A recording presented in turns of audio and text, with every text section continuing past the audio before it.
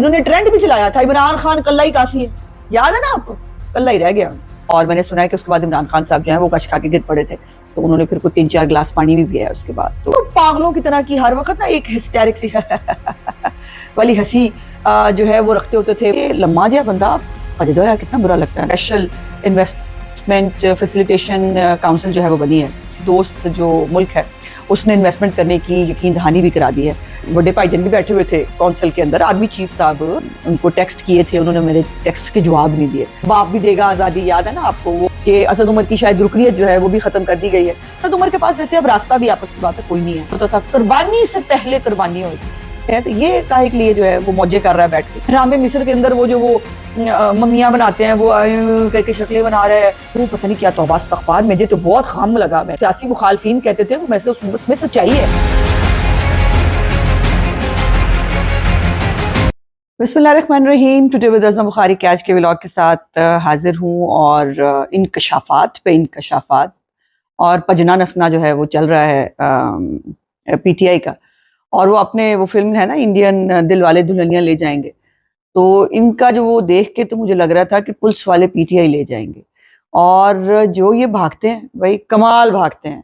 वैसे वो जो आपने देखी है बड़ी वायरल हुई है शाह महमूद कुरैशी और असद उमर की जो है वो जमानत जो है वो खारिज होने पर उनका पजना नसना आपने सबने देखा ही है। तो मैं वैसे वो देखते हुए सोच रही थी कि लम्मा जिया बंदा पजदो यार कितना बुरा लगता है ना। मतलब शाह महमूद कुरैशी भी पाजी नस रहे थे, लेकिन असद उमर चूंकि लंबे बहुत हैं तो वो बहुत ही अजीब ही लग रहे थे वैसे भागते हुए। लेकिन खिलाड़ी और उनका भागना, चंगे खिलाड़ी ने पाई, वो पाजी पहनते ने, वो खेलते ही नहीं, वो मतलब हाँ जी। तो इनका भागने भगाने से आपको पता पुराना ताल्लुक है, आप समझ रहे हैं मैं क्या कह रही हूँ।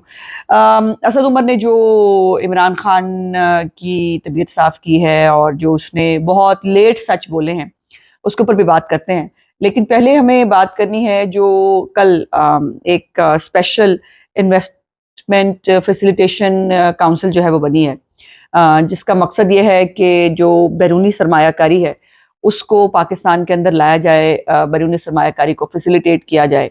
और इस हवाले से 3 कमेटियां बनाई गई हैं जो इन तमाम मामलात को देखेगी। 1 विंडो ऑपरेशन होगा, और ये है वो मुस्लिम लीग नून की हुकूमत का प्लान बी, जिसके ऊपर बहुत देर से काम हो रहा था। आईएमएफ के साथ जाहिर है पाकिस्तान के माशी हालात को बेहतर करने के लिए आईएमएफ के साथ हम बातचीत तो कर ही रहे थे, उनकी बात भी मान रहे थे, लेकिन टोटल रिलायंस जो है वो आईएमएफ के ऊपर नहीं थी। और आपको मालूम है कि मुस्लिम लीग नून जो है उसका पूरी दुनिया में जो उसके ताल्लुकात है, जो लोग उसकी लीडरशिप पे ट्रस्ट करते हैं, और हमेशा बैरूनी सरमायाकारी जो है वो मुस्लिम लीग नून के दौर में बेहतर होती है। सो उसको जो है वो एनहांस किया गया है, और मालूमात ये है कि 20 बिलियन डॉलर से ज़्यादा की एक दोस्त जो मुल्क है उसने इन्वेस्टमेंट करने की यकीन दहानी भी करा दी है।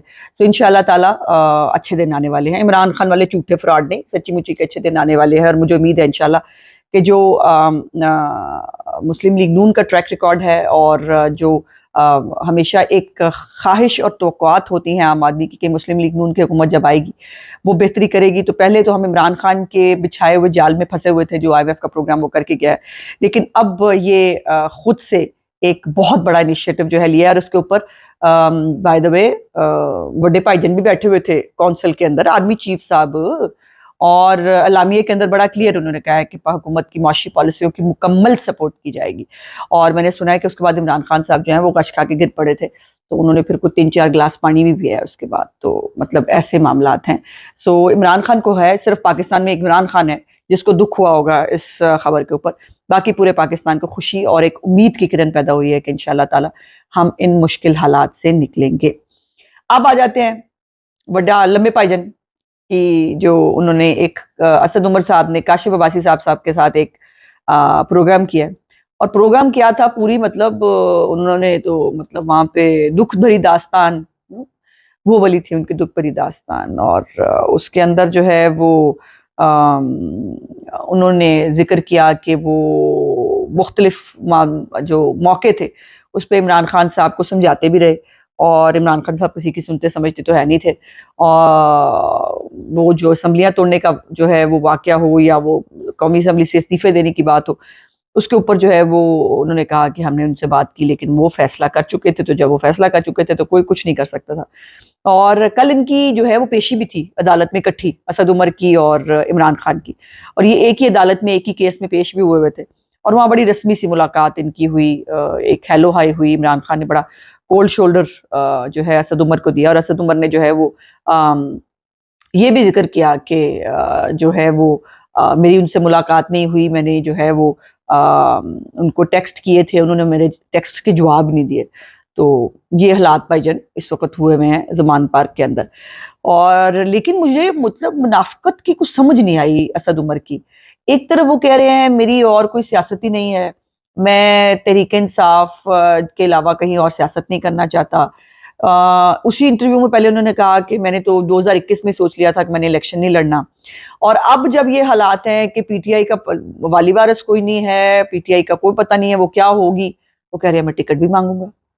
मतलब ये सारे इको ही दुआई इस्तेमाल करते हैं, डॉक्टर एक है, मतलब मसला क्या है इनका कि इनकी खुद की बातें जो है वो एक दूसरे से नहीं मिलती। और फिर ये 9 मई का जो वाकयात है जिसपे असद उमर की ट्वीट्स हों या जो अवाम के जज्बात को जो वो उस वक्त हकीकी आज़ादी के लिए भड़का रहे थे, और बाप भी देगा आज़ादी, याद है ना आपको, वो फवाद चौधरी वैसे आज़ादी लेते लेते पता नहीं कहाँ चले गए, मतलब नजर ही नहीं आते। आज़ादी उनको मुझे लगता है बहुत आज़ादी मिल गई है, तो वो जो है वो नहीं, अब जो है वो कोई मिलता ही नहीं है, नजर ही नहीं आता।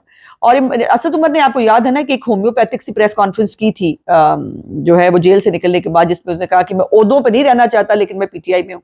वो इमरान खान ने खुद ही पीटीआई से बाहर निकाल दिया, चलो निकलो भागो यहाँ से। और इस इंटरव्यू के बाद तो आपको पता है ना कि पीटीआई ने एक प्रेस रिलीज जारी की इस इंटरव्यू के ऊपर, और उसमें जो है ये भी एक प्रेस रिलीज, मुझे अभी इसके बारे में इल्म नहीं है कि वो फेक है कि नहीं, कहीं मैंने पढ़ा फेक है, कहीं मैंने पढ़ा नहीं है, कि असद उमर की शायद रुकनियत जो है वो भी खत्म कर दी गई है।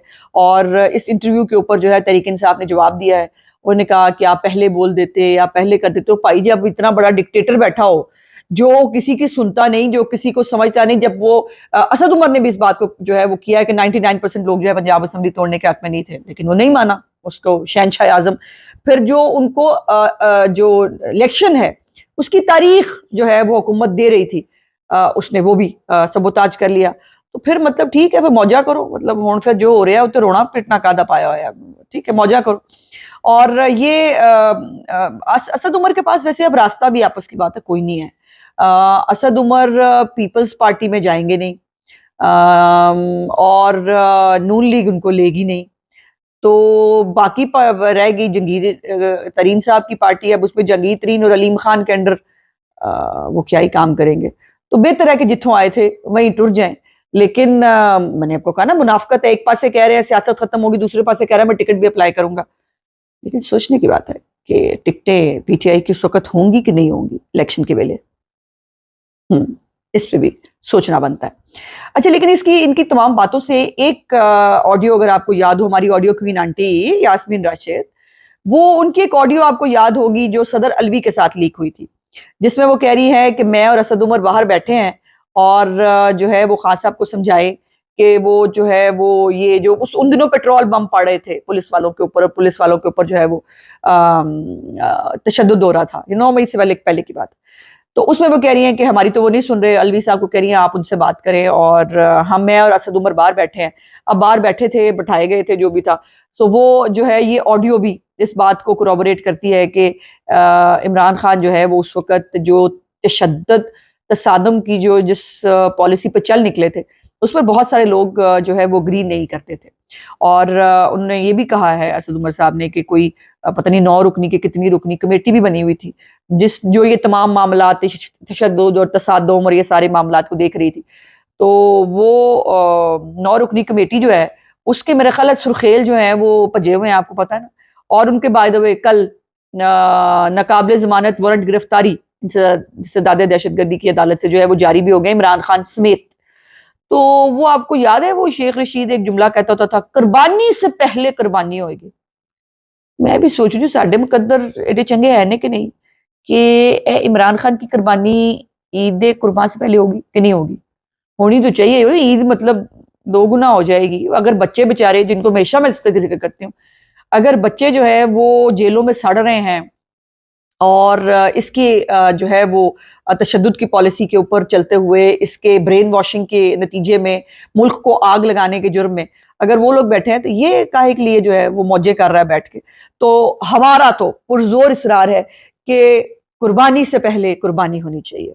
अल्लाह करे कि वो हो जाए और फिर हम खुशी खुशी जो है इस मुल्क में जो है वो ईद भी मनाएंगे।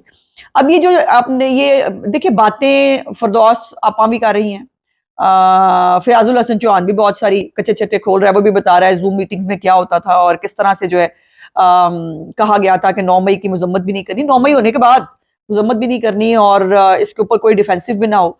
लेकिन जो है वो लेकिन असद उमर जो है, जो कि सेक्रेटरी जनरल रहे हैं, एक जिम्मेदार ओहदे पर रहे हैं, वैसे मुझे असद उमर साहब भी कोई मतलब उलझन होती थी उनको देख के।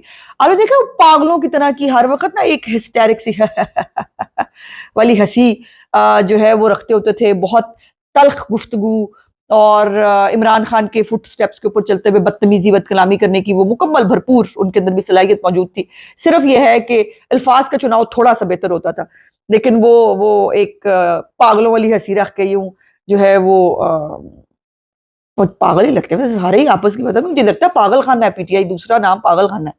बहरहाल हाँ, वो पागल खाने से याद आया, आपने इमरान खान की एक वीडियो वायरल हुई है वो देखिए, जिसके अंदर वो अजीबो गरीब शक्लें बना रहे हैं। हाय हाय, मेहनत एकदम तरा ही निकल गया कसम से। ऐसा लगा वो जो फिरौन की मम्मियां नहीं थी, वो जो एहराम मिस्र के अंदर वो जो वो मम्मियां बनाते हैं, वो करके शक्लें बना रहे हैं।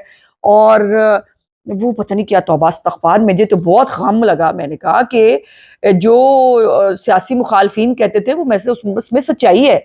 वो आपको याद है ना, वो एक इश्तिहार भी है कि नशे में कहीं वो तन्हा न रह जाए, ऐसा ही हो रहा है कुछ।